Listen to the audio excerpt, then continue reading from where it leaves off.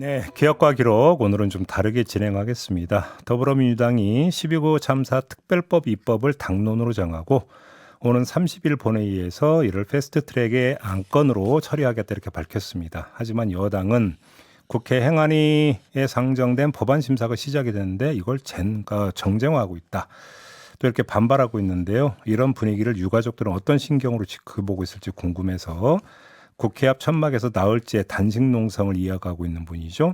희생자 고 이주영 씨의 아버님 이정민 유가족협의회 대표 직무대행을 전화로 만나보겠습니다. 나와 계시죠? 네, 안녕하세요. 이정민입니다. 지금 어때요? 몸은 좀 어떠세요? 네, 아직까지는 견딜만 합니다.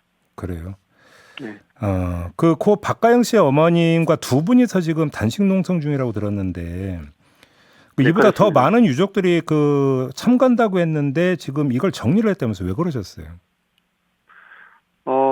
다른 유가족들은 이제 24시간 릴레이 단식으로 같이 동조 단식을 하고 있고요. 네.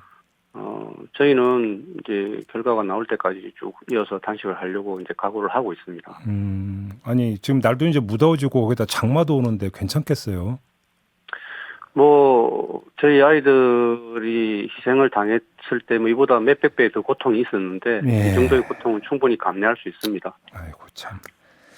알겠습니다. 네. 지난 7일부터 국회 앞에서 천막 농성 그러니까 미리 진행하셨잖아요. 네네네. 찾아온 분들이 좀 많이 있어요, 특히 국회의원들? 여당에서는 전혀 찾아오지 않고 있고요. 국민의힘에서는 한 명도 안 왔습니까? 네네.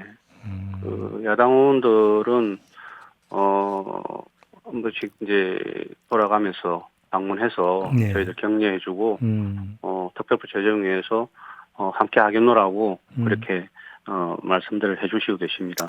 알겠습니다. 아무튼 이렇게 이제 단식 농성까지 들어가신 이유가 특별법 처리 촉구하는 차원이잖아요. 그렇습니다. 지금 일단 민주당 같은 경우는 오는 30일 본회의에서 패스트트랙 안건으로 처리하겠다 이런 입장을 밝혔는데 어떻게 받아들이세요? 네네. 솔직히 저희가 민주당에 약간 서운함도 있었습니다. 참사 이후 우리 유가족 편에서 사실은 많은 위로도 해주고 또 목소리를 내어줬거든요. 네네. 그런데 이제 특별법 제정을 앞두고는 네. 그렇게 적극적이지 않고 약간 미온적이어서 음흠. 상당히 저희 가족들이 실망도 많이 했습니다. 예. 그래서 야당 의원들에게 또 우린 21대 국회에서 이 특별법 제정이 되지 않으면 우리들 이 삶이 송두리 지나가간다 그렇게 호소하고 야당은 야당으로서의 역할을 좀 다해달라. 네. 처음처럼 끝까지 좀 최선을 다해달라고 예. 그렇게 호소했습니다. 그래요. 그 결과라고 혹시 평가하시는 겁니까 그러면? 예, 그렇게 생각하고 있습니다. 이게 현실적으로 지금 행정안전위원회 의원 구성 분포를 보면은 행정안전위원회에서 표결해서 본회의로 직회부할 수가 없는 거죠. 한석이 모자라서. 네네, 그렇습니다. 이런 현실 때문에 패스트트랙으로 그러니까 태우는 건 어쩔 수 없다 이렇게 지금 받아들이시는 거고. 그렇습니다. 원래 유족분들은 여야 합의를 원하셨던 거 아니었어요? 맞습니다.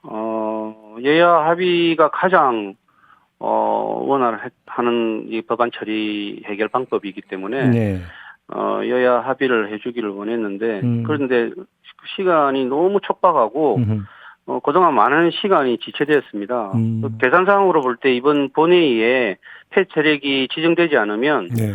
상당히 어려울 것 같고 그래서 일단 패스트트랙 지정을 해놓고 여당의 합의를 이끌어내는 노력을 하자고 저희는 판단했습니다. 일단 패스트트랙에 태우되 혹시 네. 어차피 한 8개월 정도 걸리잖아요. 본회의에서 표결까지 맞습니다. 하려면 예. 그 기간 동안에 여야 합의를 할 수 있도록 다시 좀 한번 노력을 해봐야 되는 거 아니야 이런 말씀이신 거네요. 네, 그렇습니다. 알겠습니다. 만약에 30일에 패스트트랙에 태워진다 하더라도 본회의에서 표결이 이루어지는 것은 아무리 빨라야 내년 3월이 되는 거니까. 네, 맞습니다. 그럼 혹시 여야 합의 그러니까 여지는 좀 있다고 그렇게 기대하세요?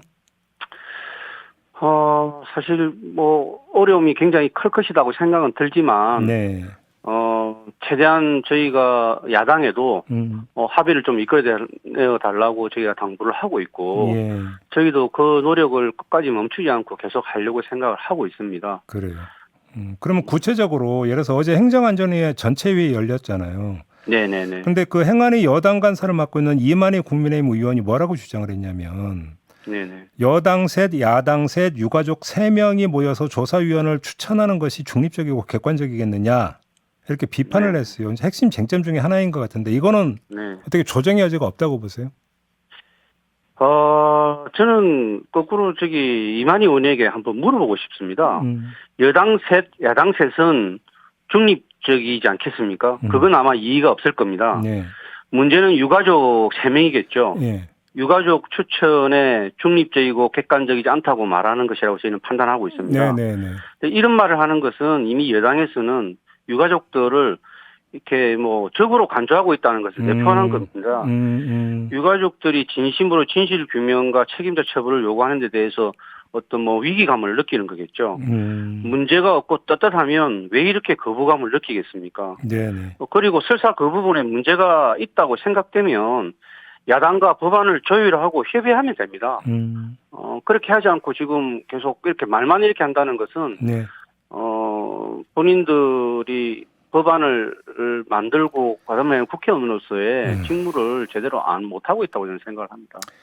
행정안전부 같은 경우도 지금 특별법 핵심 내용이 특별조사위원회 설치하는 거잖아요. 근데 네네. 이게 기존의 행정기관과 성격 기능이 중복된다. 그러면서 반대하고 있는데 어떤 말씀 주시겠어요?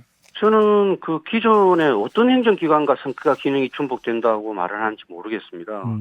이미 드러났듯이 모든 행정기관은 지금 보면 서로 하나가 돼가지고 톱니바퀴처럼 맞물려서 왜곡되게 이렇게 돌아가고 있습니다. 네.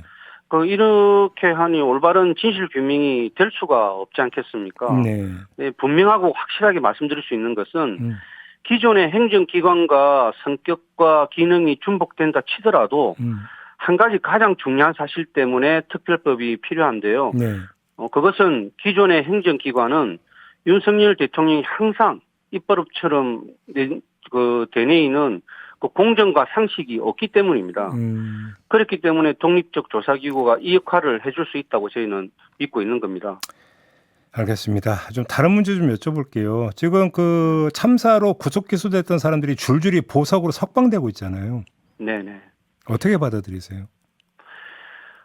특수본 수사로 꼬리 자리를 해서 박희영, 이임재, 박성민, 김진호 등 이 실무지들만 구속 수사를 된 상태지 않습니까? 예. 그래서 그 부분도 저희가 참 많이 분노를 했는데 이제 그렇다 하더라도 그 결과를 저희는 기다리고 있었습니다.